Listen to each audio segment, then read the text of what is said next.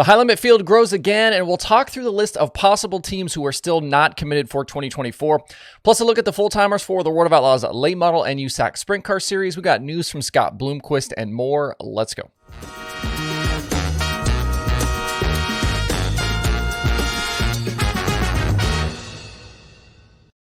It's Tuesday, December 12th. I'm Justin Fiedler. This is Dirt Tracker Daily. After taking Sunday off for announcements, High Limit was right back to it on Monday, adding their 11th full-time team for 2024. Joining Brad Sweet, Jacob Allen, Casey Kane, Rico Abreu, Corey Eliason, Brenham Crouch, Corey Day, Zeb Wise, Justin Peck, and Spencer Baston will be Chris Windom and the Vermeer 55 team. You might remember from a few weeks ago, Vermeer announced they had signed Windom and the NOS Energy Drink sponsorship for next season. Windom was a full-time All-Star competitor each of the past 2 years, going out in 2022 for his rookie run with Hayward Motorsports. He then spent 2023 with Lane Racing. He is still seeking that first big wing sprint car victory, but had 13 top 5s and 38 top 10s the past 2 seasons on tour. He's very accomplished on the non-wing side, having won all 3 USAC national titles in his career as well. As for Vermeer, a national schedule will be a step up for them, but we know they're capable of winning. They had victories in 2023 with both Hunter Schoenberg and Kerry Madsen, led by crew chief Clinton Boyles. So with 11 now committed to High Limit and 8 set for the Outlaws, the question becomes, who's left? Tyler Courtney and the Clausen Marshall 7BC are in the mix. All signs here point towards a move to High Limit. There are also a lot of rumblings about Brent Marks going High Limit as well. I've heard he's still waiting on a few things, but he could be going that way as well. That would take High Limit up to 13. Not that anything isn't possible, but I don't think I'd expect Anthony Macri to commit to a series. A lot of signs pointing towards another pick-and-choose run for those guys and the 39M. Some other possible pickups for High Limit include Parker Price Miller. A lot of rumors about this one in recent days. And then whoever ends up driving the Crouch 11. So that's 15, and then with still a few other names out there as possibles as well. On the Outlaw side, I'd expect at least one Roth car to go full-time World of Outlaws, and we're still waiting on a choice for the JJR 41 and Carson Macedo. I'm a bit surprised they haven't chosen publicly yet, but if they flip to High Limit, that would be a significant loss, I think, for the Outlaw side. Looking a little bit further, some other names I've seen floated include Brian Brown, Ryan Timms, and Bill Baylog. Brownie is a notorious pick-and-chooser, but I have heard he's inquired about High Limit membership. I'm not sure if that's a direction he would seriously consider or not. I haven't heard anything about Timms. We know he ran the full USAC midget schedule in 2023. I think he's a question mark about his plans for next year. And I wouldn't expect Bill Baylog to choose a series. I've got an upcoming piece for the Slider where he talks about his 2024 plans. And then any other team down the All-Star order from last year would require a significant step up. Looking at teams like Grove and Sealing, McCandless, Cy Lynch, the Mark Daly cars, etc. We all know that they can run regionally, but High Limit is not the All-Stars. If recent history is any indication, I would expect more announcements either right before or right after I post today's Daily Show, because that's what happened yesterday. That seems to be just about the norm these days. We'll see what other announcements will come up here in the next couple of days. I talked yesterday on the show about DIRTRACKR hoodies, and they are now officially sold out. I don't have a single one left. Thanks to everybody who grabbed one. They went pretty quick. With Christmas fast approaching and shipping dates getting tight, I've gone ahead and just marked down everything left in stock over at shop.dirtracker.com. That includes remaining logo t-shirts. They're $15. All stickers are marked down $1, and then the logo rope hats, like the one I am currently wearing right now, these are $7 cheaper. I've marked them down to $22.99.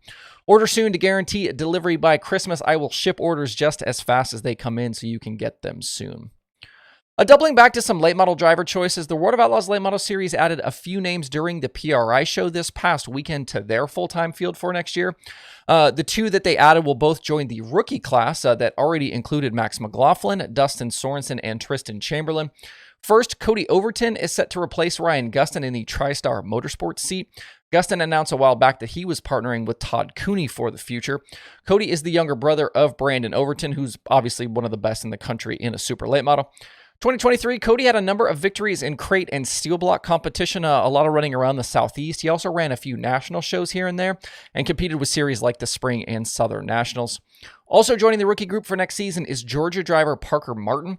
Martin actually attempted to be an Outlaw full-timer back in 2021 as a 16-year-old, but a tough start to the year had that team off the tour by the spring. Martin spent most of his 2023 season running crates and supers around the Southeast. He ran 43 races, had 4 top 5s and 12 top 10s. We're just a little more than a month away from the start of the Outlaw season at Volusia in January for the Sunshine Nationals. But I think Series Director Steve Francis looks like he's putting together another big field for next season. If you're a Scott Bloomquist fan, he's going to try and be back in the seat of a race car sooner rather than later. He had initially planned on getting shoulder surgery and returning later into the season in 2024, but he told Flow Racing's Kyle McFadden at the PRI show that he's pushing that surgery back. He said he won't be ready for Speed Weeks down south, but could start his season with XR late in February at the newly renamed Ultimate Motorsports Park in North Carolina. A schedule of races around his base in Tennessee, along with Crown Jewels, is his hope for the year. They're working with cars with Shane McDowell and Team Zero, and said he's looking to put some engines together as well. Another series who announced a bunch of full-time drivers at PRI was the USAC National Sprint Car series. We already knew about plans for Kyle Cummins, Jake Swanson, Dazen Persley, and Jaden Rogers, and the field continues to now get filled out. After Cummins departed the Rocksteady 3R for a new team with Jerry Petty, that team has signed Kevin Thomas Jr. for a full season run in 2024. KTJ wasn't a full-timer this past season, but still ran 30 shows. He has 39 career USAC National Sprint Car wins and can definitely compete for championships when things are right. On the flip side of a veteran guy like KTJ is Trey Osborne. Trey, who stands at 6 feet 8 inches tall, will run full-time with both the Sprint Cars and Silver Crown Series in 2024. He'll split the Sprint Car season between his own 6-car and the Baldwin Fox 5 while driving the BCR Group 81 in Silver Crown competition. Osborne made 6 National Sprint Car starts in 2023 and had local wins at Paragon and Gas City. Another rookie for 2024 will be Joey Amantia. He goes full-time in his family-owned car after spending a few seasons racing non-wing 360s with the USAC East Coast Series. He had National 410 top 10s in 2023 at Lawrenceburg and Kokomo. And then some names who will be back for next season include Carson Garrett with the BGE Doherty team. He'll again be paired up with veteran and 2019 Series champion CJ Leary. And Justin Grant will have the same program for next season. He's going to run sprint cars for Top, midgets for RMS, and Silver Crown for Hemmelgarn, all cars sporting the NOS Energy drink colors as well. 2024 USAC Sprint Car season starts down in Florida in February.